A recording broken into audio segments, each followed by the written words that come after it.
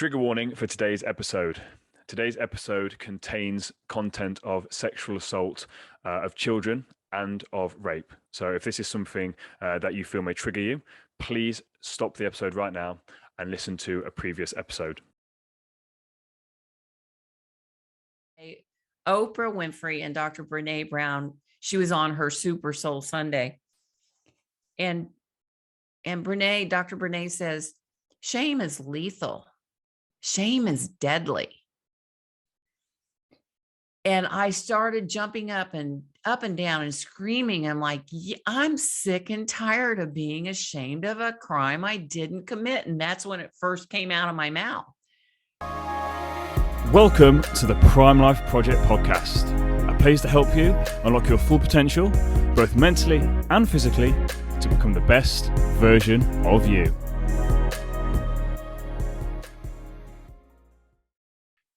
Welcome back to the episode of the Prime Life Project podcast. I'm your host, Daniel James, and today I've got an amazing guest on today. She's done an incredible TED Talk, which again, I'm going to get Mikey to put the link at the bottom of the show notes so that you guys can go check that out. So after listening to this podcast, I highly encourage you go listen to that TED Talk because the topic we're going to talk about today is something that, again, it won't affect all of you, and I hope that it doesn't affect any of you at any point in your life, but it's a topic that needs to be discussed more openly, not just discussed, but helping people through that so actually they can take back their lives essentially and just grow and thrive to become the best version of themselves. So it's an incredible honor to speak to my guest today. So the lady I've got today, so I've had to phonetically spell the name because I know what I'm like. So Rena Romano. Have I got that right? Perfect. That's awesome. Amazing. I knew I would. I did phonetically spelling it out. Went from childhood sexual abuse to contemplating suicide to appearing on the Oprah Winfrey Show to then going on the TEDx stage. TEDx stage, yeah. And it's her mission to help others find their voice and thrive. Rena is now a respected speaker, author, and TEDx coach, and known as a sur-THRIVER. She loves sharing the powerful lessons that she has learned along the way about positivity, purpose, and perspective. How are we? I'm great, Daniel. Thank you for having me on the show to obviously share with your audience. It's an honor. It's honestly, it's one of the things for me where when I saw your TED Talk, it took me about 2 seconds to reach out to you. And I was like, right, I need to get this lady on my podcast because it was inspiring. And like I said, and the podcast, the TEDx talk, 2017, I believe it was. So it's a good few years ago that you did it. Yeah. But still the message, like you're still carrying it on and it seems to have grown and grown and grown. And that was the biggest thing for me when I watched that TED Talk and then I looked at your stuff, I could see the growth in you through that time.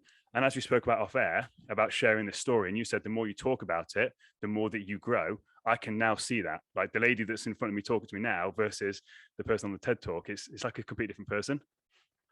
Absolutely. Well, we're all on a journey and we're all on a journey of evolving. And you don't want to be where you were 5 years ago or 3, right? Or even last week. Yeah. So You've got to constantly be progressing forward. That's a big thing. I don't think a lot of people do that. So let's just take my audience back because like I said, for people that haven't seen your TEDx talk, I want to give them the backstory because the backstory is really, really important. And the more we go into the backstory, the more it gives what you're doing now power. So can you take me back to where this sort of all began? And I'm just going to leave the floor to you to talk. Well, thank you. Well, a long, long time ago.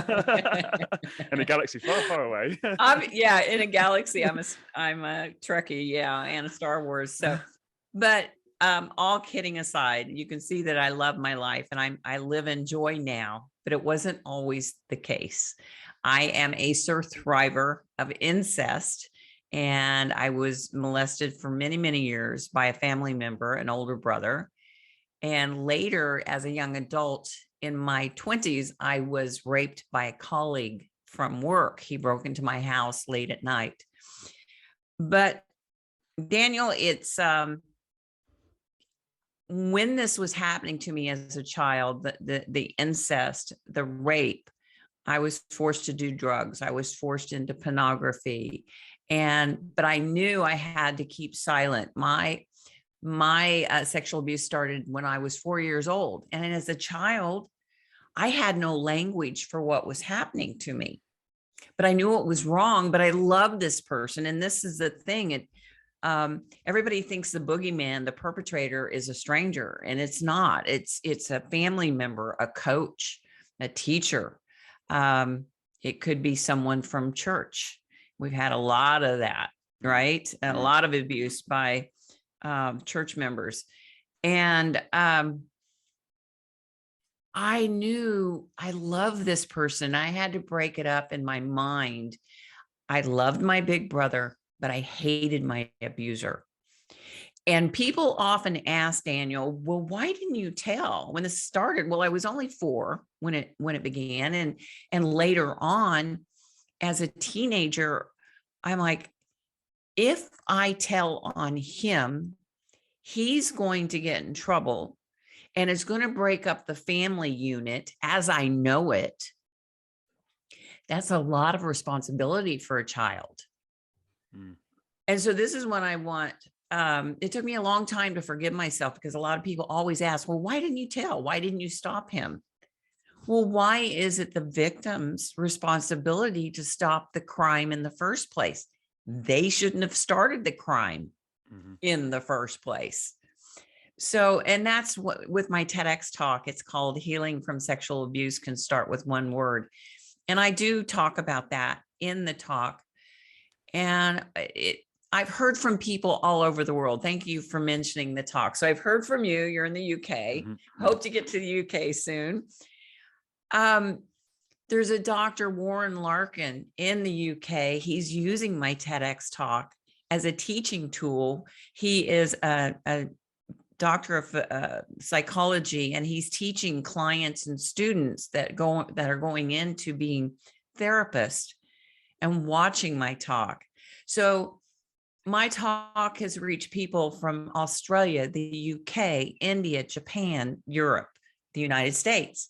And I'm hearing from survivors, but not only the survivors, but their loved ones, how much it's touched them and made them understand how to talk to survivors. So I encourage everyone to listen to that. But so that's my story as a sur-THRIVER of incest, sexual assault. That word was trademarked here in the United States because I'm so proud that I'm a survivor and then a thriver, but I wanted to combine the two.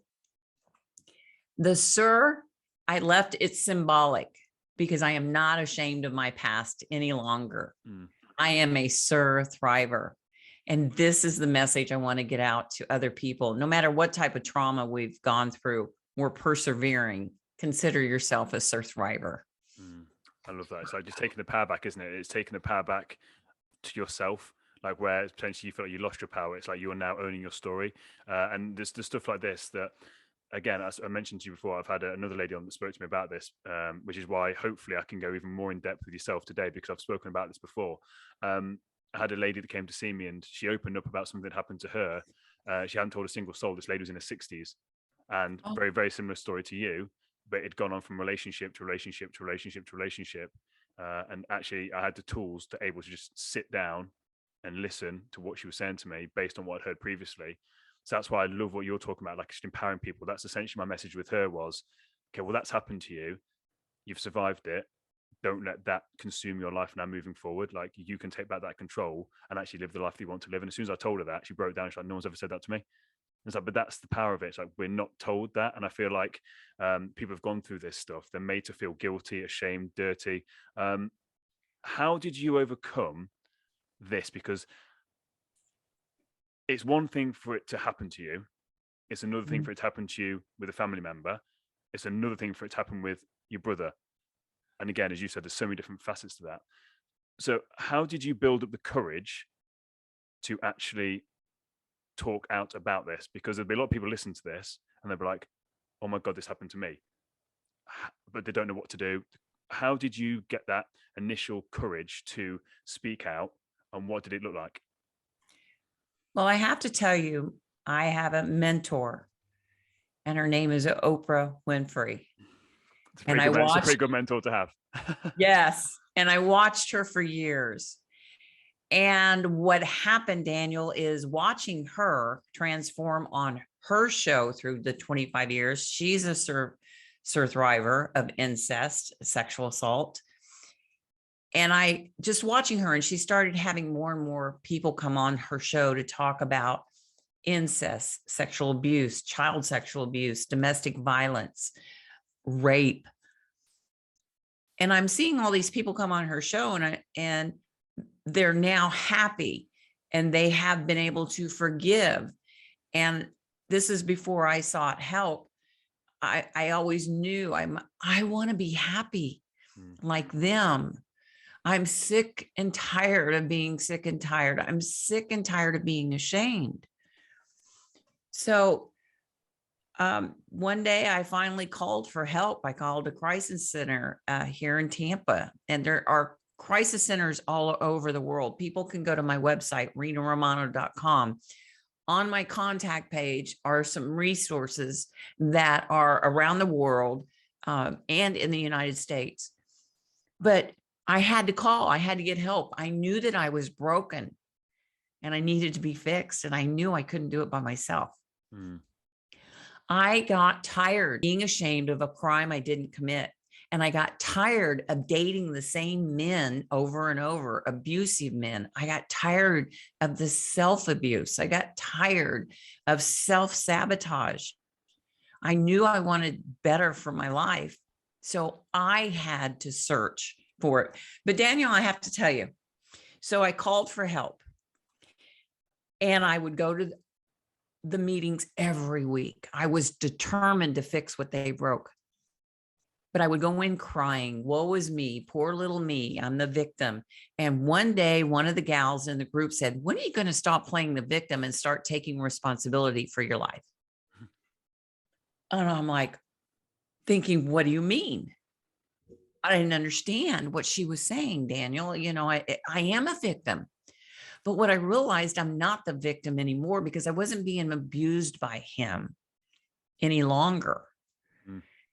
And when I learned to accept what had happened, and she said another thing to me. She said, you're not responsible for what happened to you as a child or a young adult, but you are responsible now for the rest of your life as an adult. And only you can create your reality. Empowering. Very empowering. So I got help. I did great for a while. And then everything fell apart again. And that is because I really hadn't forgiven myself or my perpetrators. But I have to tell you, when I started writing my book, His Puppet No More, I was telling friends and family, I said, one day I'm going to be on the Oprah Winfrey Show. You just wait and see. Daniel, I felt it in my being. I knew it. You know, they talk about the law of attraction. I just knew it was going to happen. But here's something I want to tell your audience. The law of attraction doesn't work unless you put action with it. You can't spell attraction without action. So with Oprah Winfrey having these shows about abuse and rape and domestic violence, she said, if you have a story to tell, send us an email. So I did.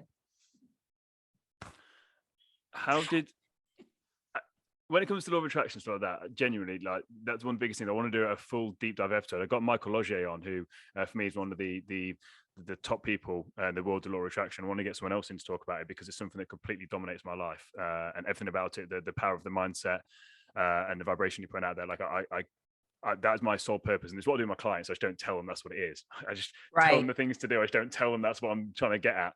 But I think it's a massive thing. Taking back that control.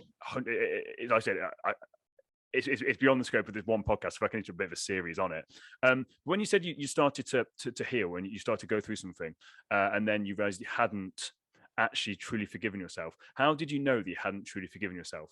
Because again, I think a lot of people will go through that process right now. So a lot of people right now will be like, oh, I'm better. I've sorted it out. It's fine. But they haven't really. So how will people know if they have actually done the work needed to truly forgive themselves for like the stuff that happened to them, and how they've beaten themselves up about it, and flip it back and like really accept themselves? How does that look? How does that really look like? If that makes sense, what I'm trying to get at, I think, rather than like I understand. I understand completely what you're saying, because I have to tell you, I was given a great gift The lady that I talked about earlier was the best gift I'd ever been given. But there was a lady, her name is Sue Bloom, and she wrote a book called Secret Survivors, or Secret Survivor, excuse me. And she watched me on Oprah Winfrey. And I got an email from her, and she said, "Great job, but you're still stuck in anger." Oh. She could see the pain and the anger, and she was right. I was still mad about what happened to me. I still was letting it control my life. Even though I'd done the work years ago, I didn't continue the work. And that really slapped me upside the head when I got that email from her. "You're still angry. You're still mad." But see, here's the trick. I was never going to forgive him, because to me, saying forgiveness is okay what you did to me. And it's absolutely not okay what he did to me. But I kept saying, "I'm never going to forgive him. I am never going to forgive him." But you can see my whole face changes, and you can hear it in my voice, that holding on to that anger was giving him a power he no longer had over me. And I was giving him that power by really not living the happy life I truly wanted. And going through a class and reading more and studying more about forgiveness, about law of attraction, about manifesting what you want and creating your life. By not forgiving him or myself. See, I had accepted everything.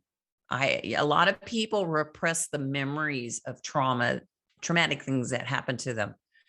I repressed the pain. And so doing the work, I had to do a lot of emotional work, and it was very painful. And that I was still angry about that. But so that gift email from her, I started doing the work and studying forgiveness and what it looked like. Because like I said, on Oprah Winfrey, seeing these people come on her show and they're happy and they have forgiven so many horrific atrocities. I'm like, how could they forgive? But what I found, forgiveness isn't for him, it's for me. And it was taking back my power. So I empowered myself by doing that. I think that's a big thing. People try and forgive the other person, but it's not. It's about them. Forgiving that's powerful. What you just said there. That's something I hadn't really thought about. Like, you're not forgiving for them, you're forgiving for yourself, so that you can actually move on. That is absolutely that is incredibly powerful. Do you mind if I just for my head here, when it comes to your story, just so I know where we're at with things. So when it comes to the timeline, just so I can visually get a picture. So, what age did your brother stop sexually abusing you?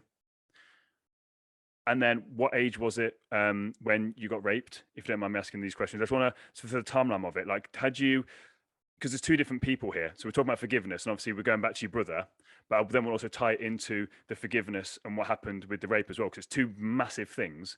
So I just want to know in my head, and I think my audience might be asking the same question, was it two separate stages where you'd overcome the incest, you'd built yourself up to a level, then it happened again? Or was it the incest thing had happened, you hadn't really dealt with it, then the rape happened, and then you had to deal with it? How did it kind of look? Well, the latter part of what you just said. I was 4 years old when the incest started, and it went on through almost 2 decades, almost 20 years. And in my early 20s, I was a female working at a landscape company, and I was the only female. There was a man there, not much older than me, but he was married with 2 children, and he would always tease me and say, I'm going to get you in your home. And I just blew it off. But one night he did. He broke into my home in the middle of the night and raped me. He pinned me in my bed. I'm not going to go into graphic details because somebody could be listening and I don't want to trigger. So I don't like to give graphic. I'll make sure that I put trigger warnings before this episode starts. Yeah. We'll talk about anything like this, so there will be a trigger warning that goes out about this. So yeah. Yes, please, because I don't like to give graphic details to trigger anyone. I try to make a safe space for people. Yes. But I had to go to work the next day and pretend that nothing happened. But see here, this man knew I was weak. It's like a lion sniffing out their prey. They can smell the weak ones. They can smell the damaged ones. You know, the lion in the jungle, they can smell the prey that's been injured, that's weak. They can smell it, they can sense it. And this is what happens to perpetrators. They can sense who they can manipulate because they'll try something. But if you stand up to them immediately, they'll leave you alone and go to the next person to see. And yeah, I was in my early 20s, and it wasn't until I was 34 that I reached out for the crisis center to get help. And then I was in group therapy for 2 years. And, you know, I thought after therapy, I was one and done. I like to tease people and say my shrink shrunk me. I can laugh about it now. I have to tell you, going through therapy and dealing with the emotions and dealing with the memories was it's another trauma. Because you're literally reliving it again, aren't you? So something that you've, especially from such a young age, you're Yeah. literally going back and having to relive it. So although you're physically not going through it, mentally you are back in that moment. And again, if you don't have it for 2 years, it prolongs it. So something that hasn't happened for maybe 7 or 8 years, it's now happening again for 2 years every Wednesday at 6 o'clock when you go see your therapist. It's like, Yep. yeah. Yeah, you have to deal with it. And here's what I want people to know. Yes, doing the work is hard work. It's going to bring up a lot of memories, a lot of pain, but it's so worth it because I want people to understand if you haven't done the work yet, look how much work it's taking right now to wake up every morning, to get out of bed, put on that mask of happy face and pretend that your life is normal. That, my friend, is more work than doing the work to heal. And that's the message that I'm putting out there to let people know. Don't be ashamed of your past. You didn't commit the crime, so stop doing the time. What you just said there is exactly what I talk about when it comes to mental health in general, about the masks. When I talk about schools, I talk about that very, very clearly about every single day when you've got to pretend to be okay and you're not. And again, I've never heard you talk about that before. So the fact you've just said that and you've used that exact analogy is exactly what I use. But again, like I said, mental health, when you actually talk about it, when you talk about your depression, when you talk about suicidal thoughts, when you talk about all that sort of stuff, the release in just letting other people share that burden of the mask, just taking that mask off and just being truly yourself is incredibly freeing. It's so, like I said, it's not easy. And like I said, when I get podcast guests on and we talk about this stuff, it's not easy, but it's easier than living an entire life having to put this mask on that gets heavier and heavier and heavier and heavier. You got to quite a bad state at one point, didn't you? With suicidal thoughts, or was it an attempted suicide as well? Was that because it got too much, or what stage was that, if you don't mind me asking? That was when I was 34, and that's when I reached out for help. I kept dating abusive men. You know, I'd get up and go to work and put on this mask, and I was very professional at work. I loved my job. I was in construction sales, and I loved it. I made really good money, but nobody had any idea because I would put on this happy face and successful face during the day. But after 5 o'clock, when, you know, I'd go home, it was like Dr. Jekyll, Mrs. Hyde. I became a different person. I didn't respect myself. I would sleep around. I drank. I did drugs. I did everything I could to mask the pain of what I was really feeling. And just, I kept going through, you know, one bad relationship after another. And I'm like, why can't I get married? Why can't I be happy? My girlfriends were getting married. They were having children, having the white picket fence, as we say, you know, but I couldn't. And I didn't understand why I kept attracting the same type of man over and over. It's because I didn't feel worthy of being loved. Mm. I only felt worthy of being disrespected, being raped, being hit on. I didn't feel worthy of being put on a pedestal like the queen I am, and I should be, and I should do that to my man too. I didn't know how to do it. I didn't know how to allow it into myself, into my life, and I didn't know how to give it either.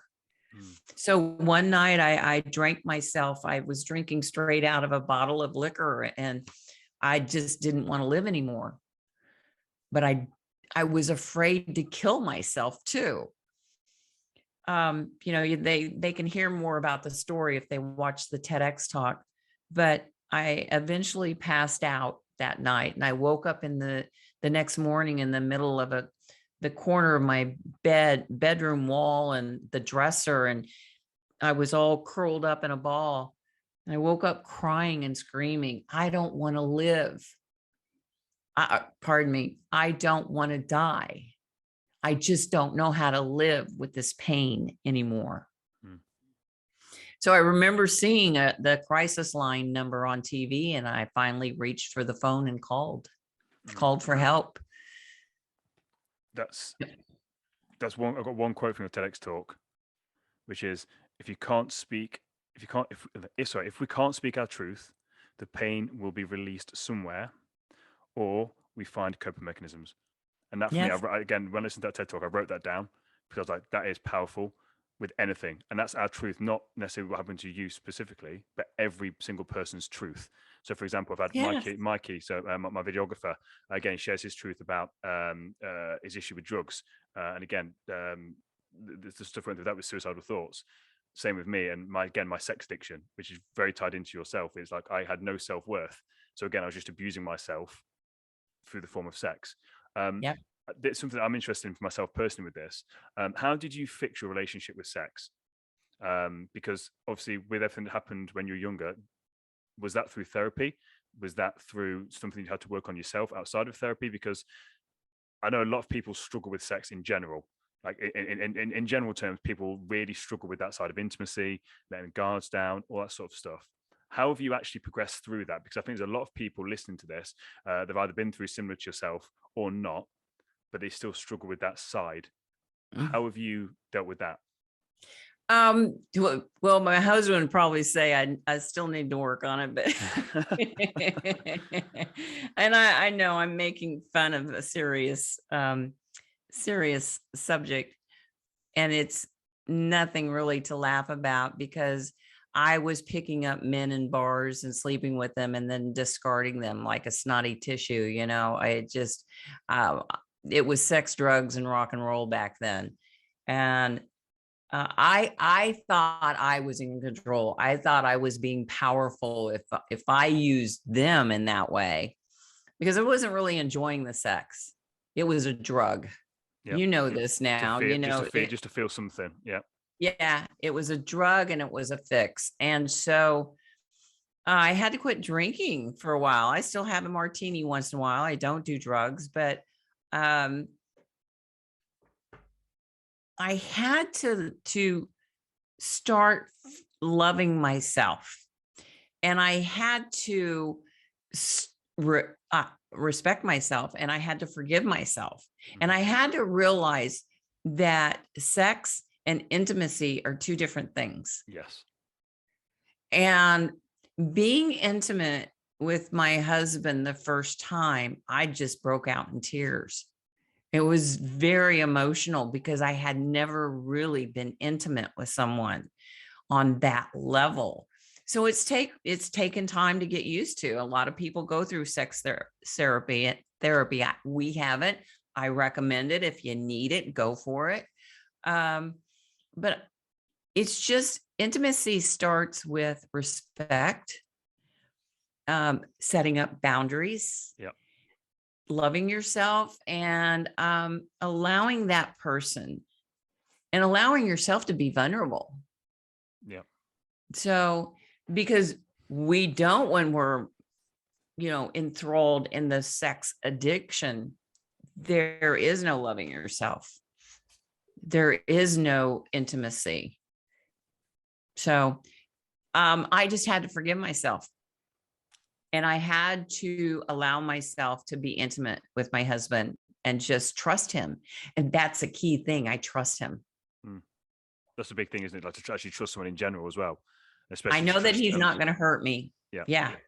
So with this, to someone that's listening to this that doesn't have a long-term partner, let's say, but they want to build that better relationship around sex and being intimate with someone.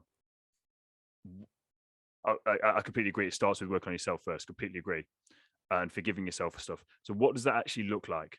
So to give people some practical stuff that they can be like, okay, this is where I can kind of start. And again, by the way, I know this is a massive topic. I'm not expecting again, my guest, some of my audience know this as well. But just some real sort of guidance on this of what for you did it look like to actually start? Because what I say was for myself, my biggest problem was I wasn't broken. I didn't need fixing. I needed to find myself, forgive myself, and love myself. And again, the fact that you've literally said the exact same three things as well is bizarre to me, because that's just what I came up with for what I did. But the fact that you did it as well, I'm like, oh, okay. So what did that look like for you to actually finding yourself and then forgiving yourself and then starting to love yourself again? Oh, well, I cut out the drugs. I really cut out the drinking. And I quit going to bars. And, I was on the hunt for that fix. Sexual addiction is a fix. I would not allow myself to do that anymore. And I talked about that in group therapy. How hard was that? Because that's for the social pressures of not going out drinking. That's a pretty big thing. So how hard was that for you? Because again, people will be saying that right now and they'll be like, oh, can't do that. Can you just explain how hard that was for you to not go out drinking as someone in their early 30s? That's like the social norm. How hard was that for you to break that thing of, well, everyone that's cool does that kind of thing? Like it's been quite a few years, but no, I knew that I knew the things that I was doing that was setting me up. I would go out and have nice dinner with friends. I wouldn't go to those bars or those places to go dancing. I loved dancing, and if I went out dancing as a single woman, I stopped picking up men. I had to acknowledge that what I was doing, I thought that I could find a relationship, and I realized that picking up men was not building a relationship. And so I still love dancing, and I still wanted to go out dancing. And I used to go to the pool halls and shoot pool. I love to shoot pool.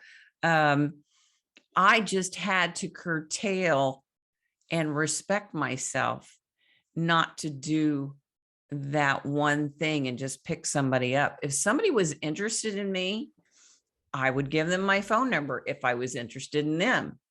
And I had to learn how to date. Oh, that's a big thing. It's a really big thing. That sounds so simple and basic. But what you're saying there is you're not saying, right, I'm going off men. I'm not having men. What you're saying, you've set that boundary of, I'm not sleeping with a man on this night out. If I look at him and I think, I want to have sex with him, right, boundary, here's my number. If he's actually that interested, make an effort. And then you're going through a dating process to actually say, that is absolutely gold. That's brilliant. It's so simple. But people think, and again, what else you said there is like, you didn't stop drinking. You just did it in different situations, drinking with your girlfriends at a nice restaurant rather than at a trashy bar where it was always going to end badly. Like, right. It's it's a completely different way, because I think a lot of people put too much pressure on themselves to be like, I've got to stop drinking. I've got to stop doing this. No sex with men. And then all you're doing is, again, you're suppressing it, because if you're a sexually driven person, like, and you're saying, can't do it. Well, if you then you can't do it, you're going to want it even more. And then you open Pandora's box and it becomes even worse. It's absolutely brilliant what you've just said there. I genuinely, I think that's one of the key take homes of this, those two things there of like, with anything, again, not just in terms of this, but when it comes to food, to anything like that, don't go to the extreme of no. Right, what's just a small barrier and boundary you can put in place where you're respecting yourself, but can still do it as well? That's gold. Well, yeah. I mean, why deprive yourself of living? I still loved going dancing, shooting pool, having a drink, dancing. I love to dance. I'm going to take it up again. But I had to learn to set those boundaries. So life is meant to live. You just have to see what works for you. And if there's an activity that is hurting you, that's what you have to really look at. Dancing wasn't hurting me. Going out to dinner wasn't hurting me. Having a few drinks wasn't hurting me. Now, drinking the whole bottle that night was hurting me. Doing drugs was hurting me. Picking up men was hurting me. And so I had to set those boundaries. And I'm like, I have a friend, his name is Randy Gage, and he has a book, Radical Rebirth, and he talks about killing off the old parts of you that you don't love, killing off the parts of you that are not working for you. So I didn't want to kill off my whole life and deprive myself of having fun, but I had to stop those things that was interfering with my fun and happiness. So it's boundaries. And changing the intention behind it as well. So this will be things that had to do with the sexual side of stuff. It's understanding that I can still do what I wanted to do, but it's asking, was I hurting the other person? No, and I never was. Was I hurting myself? I was. But now it's asking the situation, like, why do I want this interaction? Is it because I'm feeling sad, lonely, angry? And there'll be times where I would feel a certain way. And the first thing I would do is reach to my phone and find a contact. But then once you notify that and you identify that, you can set the boundaries. No, what I actually want isn't the sex. What I actually want is to feel happy, to feel safe, to feel loved, to feel heard. And then I end up texting a friend instead to get that same response. But it's understanding that. So, but then if it then turns around, it's like, well, actually, I want sex. I'm in a good headspace. Okay, you can then do it, but it's coming from a place of love and self-respect, setting those boundaries with yourself, and then progressing forward. I think, again, that's some key things you spoke about. Something you mentioned there as well, or you've mentioned before, is about conquering happiness by letting go of shame and expectation. I want to sort of kind of tie this into, you've got shame, expectation, and then the social stigma behind all this sort of stuff. Where does this come from? Like, why do you think that you should have had to feel any sort of shame about, as you said, something that you didn't do? Like, you did nothing wrong. Why should you, and why should other sur-THRIVers have to feel this way? Like, where's this coming from? Because for me, it baffles me and blows my mind that it's even a thing. Well, it comes from the crime, and it comes from our perpetrators, because I would be raped, and then let me back up. I would be groomed, and I would be told, you're so beautiful, you're such a sweet girl. And then I would be raped. And then after the rape, I would endure the verbal abuse. Oh, you're such a slut. Oh, you're such a whore. And I was made to feel that that I was the cause of the rape. I was made to feel, so it's the perpetrator that is making us feel the shame of what they did. And I want people to know, don't be ashamed of your past, and don't be ashamed of your trauma. The one thing that I had to do, Daniel, was, like I said, forgive myself. And forgiving myself for the bad choices that I made all through my life. Because I realized that bad choices don't make us bad people. They make us human. And we're all on this journey. So everything I've gone through, I tell people I'm so grateful for everything I've gone through, because it's made me into the woman that I am now. Now, yes, I lived in shame and pain, but I realized it was the shame was coming from them trying to make me feel that I was the reason why all this happened. I'm not the reason the crime was committed.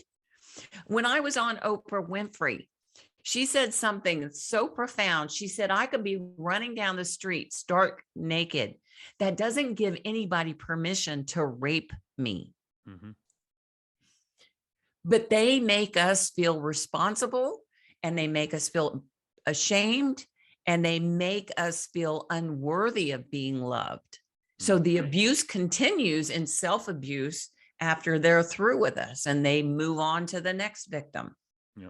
It's like they're constantly like beating yourself up of like, what did I do? What did I do? And like, then again, because they've then basically made you, essentially gaslighted you into thinking that Yes. somehow it was your fault. And again, it's like, Yeah. again, I'm not for a single second claiming that I know, but it's as if they've realized what they've done is wrong. They're then feeling a certain way, and then they're putting it onto the victim. Like they're just pushing it onto them, like, this is your fault. This is your fault. Was that kind of what it is? It's like, Well, a narcissist doesn't feel that. no. So a narcissist doesn't feel bad about anything they do. They automatically, that's just their go-to of like, just degrade them a little bit. It's more. everybody else's Everyone's fault, not mine. Yeah. That's what gaslighting and narcissists. I mean, years ago we didn't have that word gaslighting, but it is. They don't feel bad about what they did. They feel like they deserve to do what they do to us. They feel they have a right to our bodies. They feel they have a right to do whatever they choose to do, whether it's a crime or not. The big turnaround there for me, Daniel, was obviously watching Oprah Winfrey, but another mentor of mine, and I quote her in my TEDx talk, is Dr. Brene Brown. Great. Yeah. And yes, I love her. And one day, Oprah Winfrey and Dr. Brene Brown, she was on her Super Soul Sunday. And Dr. Brene says, shame is lethal. Shame is deadly. And I started jumping up and down and screaming. I'm like, I'm sick and tired of being ashamed of a crime I didn't commit. And that's when it first came out of my mouth. And it was another revelation. It was like, why am I carrying the shame of his crime, of their crimes? Powerful. It was a powerful moment, and it was a life-changing moment. Because also, like you mentioned something as well there, again, where it's almost like you've taken responsibility for not for obviously when you were a child, because that's completely different, but as adult you that was making decisions that weren't the smartest thing. Again, rather than blaming other people and blaming situations, circumstances, it's like you're just like, right, actually, I myself have made this choice that wasn't smart for me and isn't congruent with the kind of person that I want to be. I also think that's a tough thing, because I remember when I had to turn the finger back at myself and realize actually some of the stuff in my life has happened. I didn't deserve it, but I didn't help myself in the build up to this situation. Like certain stuff that happened is like, I didn't deserve it. It wasn't right. But actually looking back, I didn't make great choices leading up to that. I can't control other people, but I can control myself. And so moving forward, I'm going to make sure that I live congruent with the kind of person I want to be, then doesn't put me in that situation again. I think that's a very powerful thing there as well. So it's like I said, you're forgiving the other person for yourself, and then you're also then taking responsibility for actions. So you're like, right, you start from almost a clean slate, and you start to build that respect and that love for yourself again, which is very, very powerful. Like that's a key thing, just building that self-love. And again, regardless of what people go through, I think not enough people have enough self-love. They really don't love themselves, and people really aren't thriving in life. And I feel like it's because they have made some stupid mistakes in the past. Again, maybe they didn't treat a partner right, or in jobs or something like that. And they just hold that guilt, regret, anger. It's like, you've got to forgive yourself for some stuff and actually just start thriving, as you say. I think it's absolutely brilliant. With you sharing your story, like I said at the very, very start here, there's a lot of power in sharing your story. As I said, when I go into schools, I share my story. I spoke about this on a previous episode, where now when I go back and share my story, I go there as a visitor. So I don't live there anymore. I'm literally just visiting, and then I come straight back out of it. So I don't live there. Like you're on this podcast right now, you're not living. You're just there as a visitor. You come back, a tourist, and then you come back. You don't live there. What is the power in sharing your story? Because as you said, your TED Talk, I listened to it, which then got you on this podcast now to help my audience. I've also sent your TED Talk to 2 other people before we've done this podcast to say, I'm actually speaking to this person. Boom. Like, just check this podcast out. Check this TED Talk out. So obviously, I'm not saying everyone's got to go on a podcast. I'm not saying everyone's got to go and do a TED Talk. But what is the power in actually sharing your story, as in the individual sharing their story? The power in sharing your story is releasing the pain and helping you release the shame. That's the power. The power to be able to voice your truth is standing in that moment and taking back your power from someone who committed a crime against you. When you can finally say it, this is what happened to me. That's when you reclaim your power, your life. And that's when you start down that path of healing. Because when we hold it in, like I said in the talk, the pain is going to be released somewhere. It's either going to be through drugs, alcohol, sex addiction, crime, burglary, robbing people, killing people, sadly. Mm-hmm. But because that pain, it just boils inside of you until it finally erupts. Somehow it's got to erupt like a volcano. And you can erupt it when you're going into therapy, and you can cry and you can talk and you can get it out. And here's something I want people to know, though. Not everybody's going to want to listen to your story. And you have to make sure that you're in a safe place. And do not take it personal if someone shuts down when you start sharing your story, because they may not be in a good place where they can hear it, or they just don't know how to respond. So I encourage survivors and loved ones to watch my TEDx talk. And also there's a book that I help collaborate in. It's called You Can Help. And it's a book to help family and friends on how to help a survivor. What does that look like? So let's say, for example, again, and I'm going to put links into the show notes here and get Mikey to pop up on the YouTube so people can actually buy your book and this book you've just referenced there. What is the best way to listen to someone that's sharing their story? So let's say right now I've got a girlfriend and she just turns around to me after hearing this podcast. We're hypothetically speaking, I don't have a girlfriend, but if say she did, and she came to me and she said, I've just listened to that podcast. I've got something to tell you. This has happened to me. As a loved one, what is the best way for me to listen to that information? And what is the best way for me to reassure that person? And then what should I do after they've finished sharing that story? If someone comes to you, sit down with them, look at them in the face. They may not be able to look into your eyes, but don't pull away from them. Look at them with genuine curiosity and genuine presence, and be present to listen, and don't interrupt. Let them speak. And if they become silent, give them a moment to be able to speak again. And you can say, is there anything you want me to do? If they become completely quiet, but don't try and give advice. Don't try and fix it unless you're a therapist. And really, even a therapist knows to shut up and let people talk. Just listen and allow them to finish. And then when they finish, please don't have a look of shock on your face. Don't have a look of regret or pity. We don't want to be pitied. We want to be validated. We want to be heard, and we want to be loved. And the best gift that we can give anyone is to listen, truly, truly listen. So after somebody shares your story, their story, then you can ask, can I hug you? May I hug you? Would you like to be hugged? Especially for survivors, when people come up from behind me or something, I'm still jumpy to this day because we suffer with PTSD. A lot of us do. So you have to be mindful of asking permission. May I hug you? And then you can say, I'm not sure what to say or do, but I'm here for you.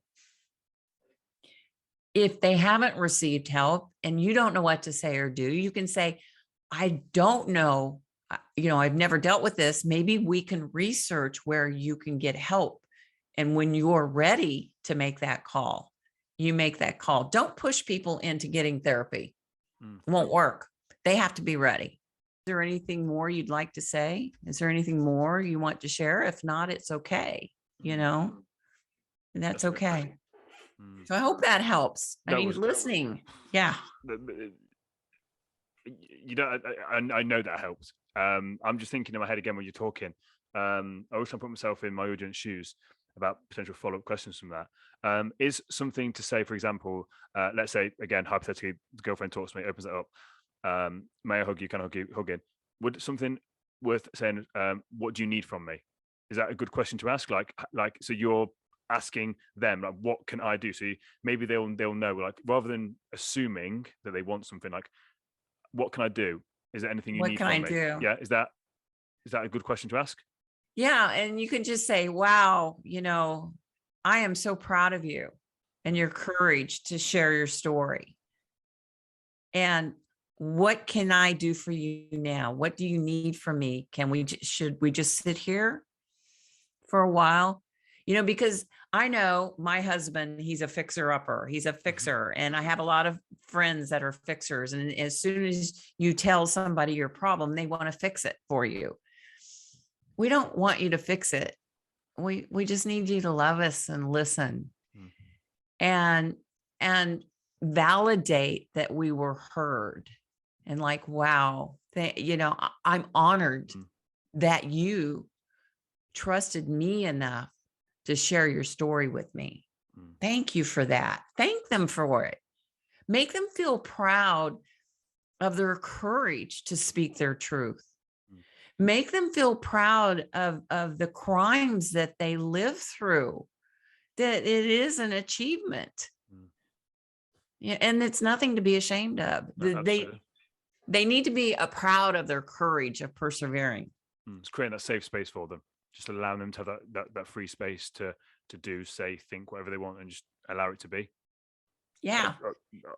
And they may not know what, when you say, what can I do for you? What do you want me? How do you want me to be? They may not have the answer either. Just sit there. And just be there. Just be there. Yeah. Just be there and say, whatever you need, when you're ready to tell me what you need, I'm here. I'm here for you. I've got one final question. This is what I ask all my guests, but I'm making it specific to what we're talking about here. What advice would you give someone who feels stuck and out of control of their life due to sexual abuse that they experienced as a child? So someone's listening to this. Obviously, I know we've covered a lot today, and the value that you've given today is phenomenal. So is there anything else that you would, any advice you would give to someone that maybe has never spoken before? Again, like, for example, the lady I spoke about earlier on, maybe it's in their 60s, 50s, 60s, 70s. They've never spoken about it before. What advice would you give that person? It's never too late to get help. It's never too late to call for help, reach for help, and know that you're worthy of it.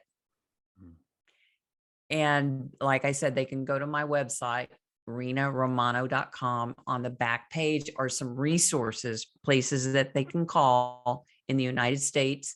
And there's a national, a universal number because I know you're in the UK. Yep. Look for your local crisis center and call, because those places are there to make you feel safe. And they will help you get the help you need. Don't be ashamed of that. Honestly, this has been, I was going to say thank you, first of all, because like I said to you before, off air when we were talking before, I didn't know where I was going to take this conversation today. And it was more a case of how much you were willing to open up. And genuinely, I want to say thank you, because you really have delivered so much value to my audience today. And I'm extremely grateful that I actually got to have this conversation with you. As I said, I listened to the TED Talk, and I just really wanted to unpick some of this stuff to provide that value for my audience that potentially needed to hear it. And it's absolutely beautiful. Even the ones that haven't gone through it themselves, at some point, if they have a loved one that does, again, you've provided value for them as well. So I just want to say thank you, because again, it's been really humbling for me to listen to this. And again, being in this space with you talking about it, it's got me quite emotional at times, which you probably saw when I'm talking, but it's beautiful. Like, genuinely, it's amazing to have someone like you just being on such an amazing mission to help people. Where can people find out more information about you, so I can get all the links put up on the screen for you? They can go to Rena Romano, RENA Romano, ROMANO.com. And I have a free gift of 52 weeks of transformational affirmations. So, we've all gone through some kind of trauma, and we're all on a journey. And give yourself the gift of living in joy. We were born to live in joy and to become the best possible version of ourselves.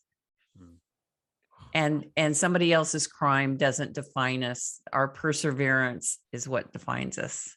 Honestly, you are an absolutely beautiful soul. Thank you ever so much for giving me your time today. It's been absolutely incredible. Thank you. Thank you. Thank you for the opportunity to share with your audience, Daniel. Honestly, absolute pleasure.